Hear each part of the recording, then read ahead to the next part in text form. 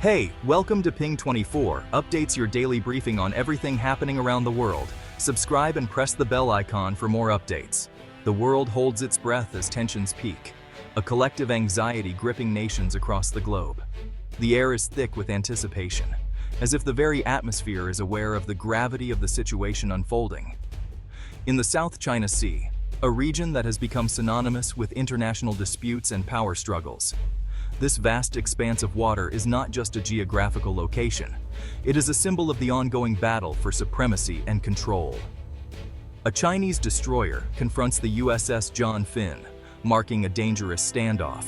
Horns blare, echoing the rising tensions between two global superpowers. The sound reverberates across the waves, a stark reminder of the fragile peace that hangs by a thread. This is the new reality in one of the most contested maritime regions on Earth. The South China Sea, a simmering pot of geopolitical rivalry, has reached a boiling point. The waters, once a route for trade and travel, now serve as a stage for military might and strategic posturing. China asserts dominance, daring the world to cross its line. The United States, citing freedom of navigation, stands firm. Each nation, steadfast in its resolve, refuses to back down, creating a tense standoff that could have far-reaching consequences. Caught in the middle is the Philippines, fighting to protect its sovereign rights. The stakes are high for the global community dependent on these waters. For the Philippines, this is not just a geopolitical issue. It is a matter of national survival and economic stability. On the USS John Finn, tension is palpable as sailors remain on high alert. The Chinese vessel looms, its intentions unclear but threatening. Every movement is scrutinized, every signal analyzed, as the crew prepares for any eventuality. One miscalculation could ignite a catastrophic conflict. In Manila, President Marcos warns of the potential for war over Taiwan. His words resonate with urgency, a call to action for diplomatic efforts to prevent escalation. For the Philippines, the conflict is a direct threat to security and way of life. The confrontation at Scarborough Shoal is not just news, it's a threat to their future. Families watch anxiously, aware that their lives could be irrevocably changed by decisions made far from their shores. The world watches, hoping for a peaceful resolution. The stakes are impossibly high, not just for the nations involved, but for the entire global community. The eyes of the world are fixed on this region, as leaders and diplomats work tirelessly to find a path to peace. The confrontation is more than just a naval maneuver. It is a direct challenge. The date is September 9th, 2025. This moment in time could be a turning point, a date that history will remember as either the beginning of a new era of diplomacy or the start of a conflict that reshapes the world order. Scarborough Shoal, a remote and seemingly tranquil atoll, sits quietly in the vast expanse of the South China Sea. But beneath its turquoise waters and rugged reefs, a fierce geopolitical contest is unfolding. This small chain of reefs, though modest in size, holds immense strategic value. Its location is critical, acting as a gateway to vital shipping lanes and rich fishing grounds, making it a coveted prize for regional powers. For generations, Filipino fishermen have relied on these waters for their livelihoods. Scarborough Shoal is more than just a fishing ground. It's a lifeline for coastal communities, providing food, income, and a deep sense of cultural heritage. For China, however, the shoal represents a strategic outpost in its broader ambition to dominate the South China Sea. Control over Scarborough strengthens its military reach and secures its maritime claims. By controlling Scarborough, China completes a powerful triangle of military bases, linking the shoal with the Spratly and Paracel Islands. This network enhances its ability to project power and monitor activity across the region. Tensions have escalated in recent years. Confrontations have become alarmingly aggressive, with Chinese Coast Guard vessels deploying water cannons and ramming Filipino boats, raising fears of a larger conflict. The standoff began in 2012, when a tense naval impasse ended with China seizing control of the shoal. Since then, the situation has remained volatile, with both sides refusing to back down.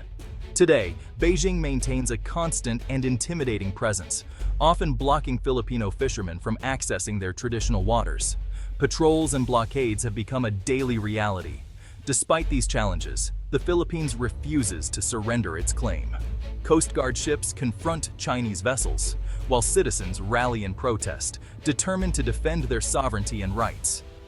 Scarborough Shoal now stands as a powerful symbol of a nation's defiance, a people's resilience, and a giant's relentless ambition. The struggle for this reef is far from over, echoing the broader contest for control in the South China Sea. China masters gray zone tactics, a conflict fought between peace and war. Coercion and intimidation are used to achieve strategic objectives without full-scale war.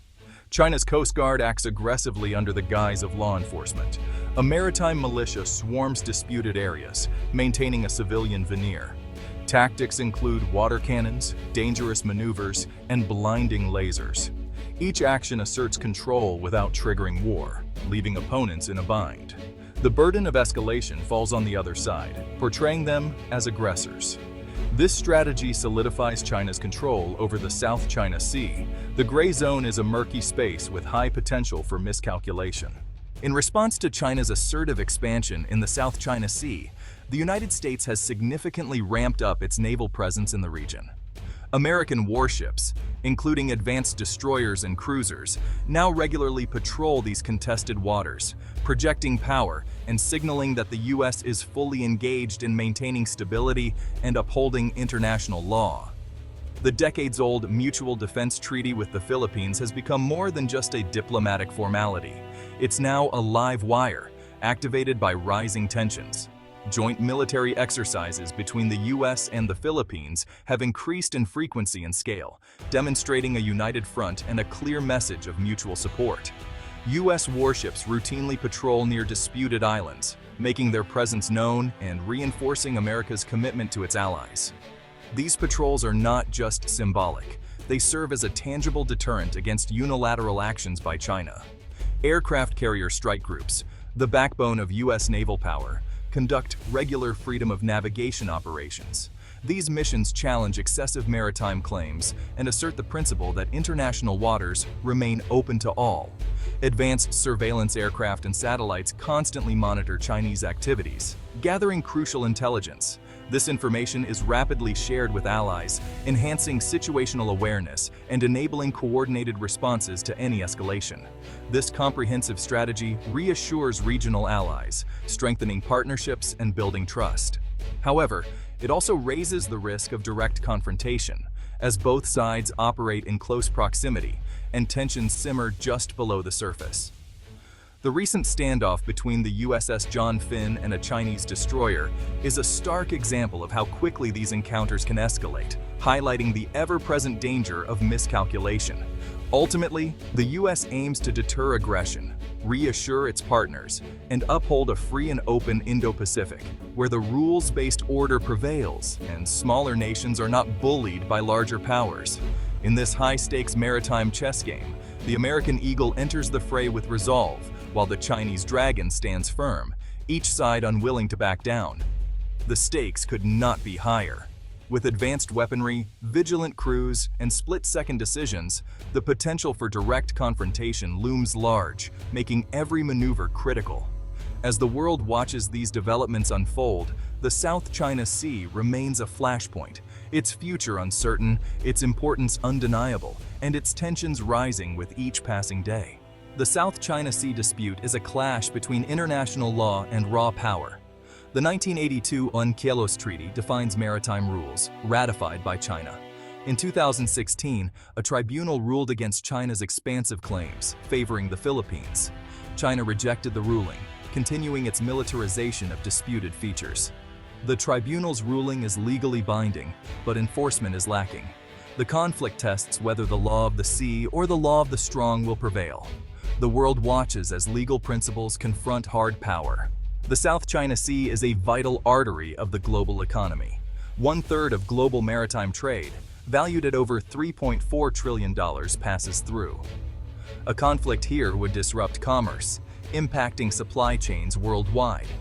Shipping insurance rates would skyrocket, causing massive delays and shortages. The region holds vast reserves of oil, gas, and is a crucial fishing ground. China's control threatens the livelihoods of millions dependent on these resources.